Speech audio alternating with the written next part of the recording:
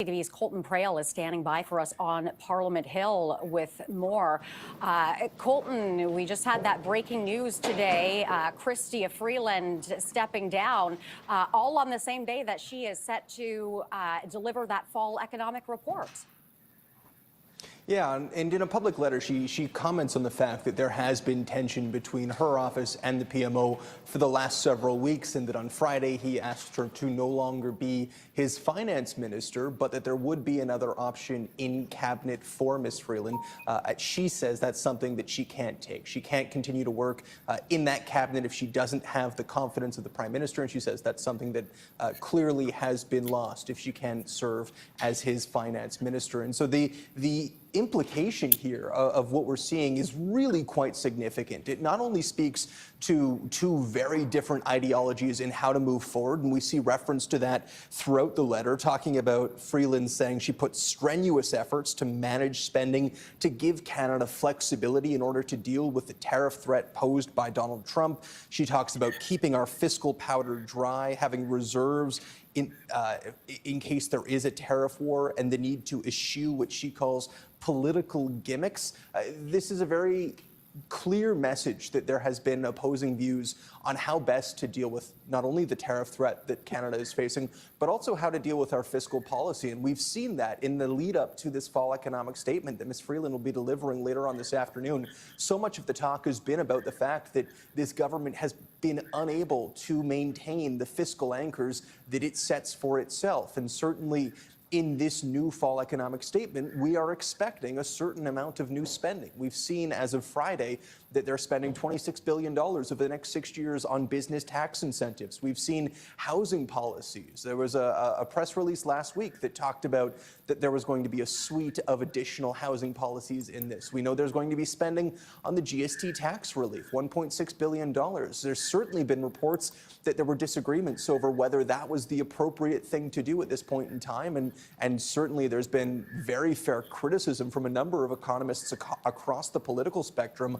on the validity of this policy, as well as the $250 rebate checks that were promised. Now, we're not expecting those in the fall economic statement, but certainly what you're getting at here is a bigger picture of disharmony between the Finance Office and the Prime Minister's office, and two very different visions of what Canada needs to do to prepare itself. And certainly it seems like Chrystia Freeland is framing this as a situation where Canada needs to have flexibility for whatever Donald Trump brings forward, and she feels she is unable to deliver that flexibility as finance minister. Meanwhile, you have the Prime Minister's office, who clearly doesn't believe they're able to get their agenda forward with Chrystia Freeland as the finance minister. And certainly we've seen the rumors, we've heard the reporting that they are courting Mark Carney again.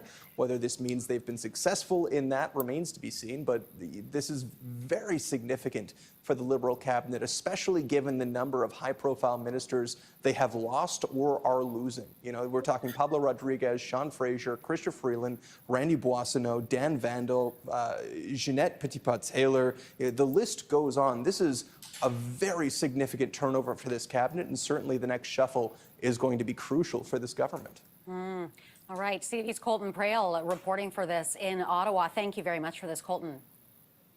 Anytime.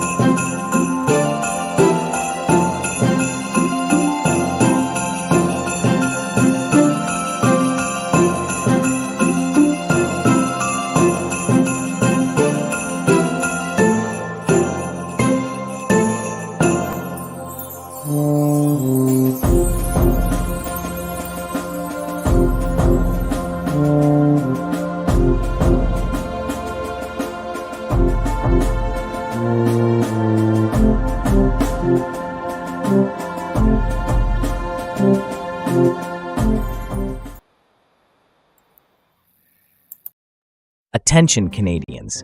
Do you feel disconnected from our current political system? This could be our last chance to take a real legal stand for our rights. It's time to shift the political power to its rightful owners, the Canadian citizens and Indigenous peoples of Canada. Dive into our history, understand the need for change, and embark on the quest for true democracy. Are you concerned about our nation's commitment to human rights and self-governance? The power shift to freedom aligns with vital treaties and international laws enabling us to claim our rightful place as collective head of state. We advocate legally replacing the Crown, King Charles III, and our partocracy system with a true democracy, the peoples as the true collective head of state with veto power over our governance, to ensure your voice counts more than party interests.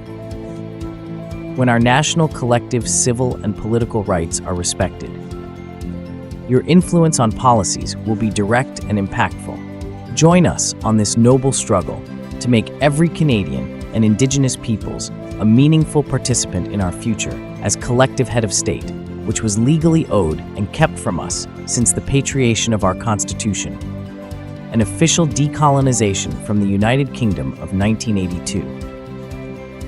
It's time to correct the past of our government's lies and omissions to the people of our great country before it is too late.